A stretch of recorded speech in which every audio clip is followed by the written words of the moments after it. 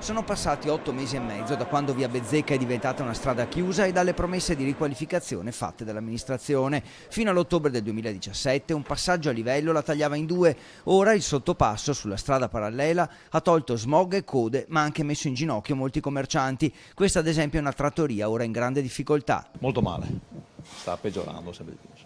Ci hanno tagliato fuori da tutto. Cosa chiedete?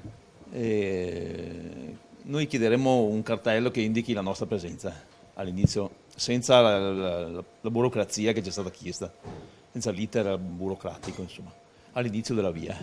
Tanti bar chiudono, quello là in fondo sarà, adesso sarà qua, sarà, anche al fornaro qua sarà, non c'è più niente.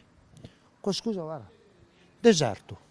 Questo commerciante non ha perso la sua clientela ed è soddisfatto che l'inquinamento sia sparito, però ci sono situazioni inspiegabili. Sistemare la segnaletica perché vengono ancora i vigili per la pista ciclabile.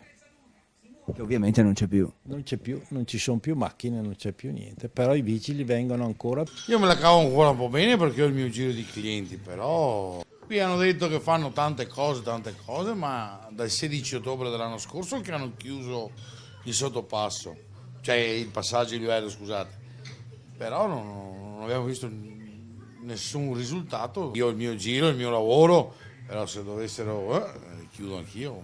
Ho paura che un domani più che altro qui ci sia un deposito, qualche spaccio di qualcos'altro. Se io parcheggio lì mettono la multa, se uno passa di qua mettono la multa perché non si può parcheggiare. In via Bezzecca dicono il comune, insomma non si è più visto, i progetti non sono partiti e la strada sta morendo. Non chiediamo niente, ci hanno promesso loro il mercatino, parcheggi, una rianimazione della zona.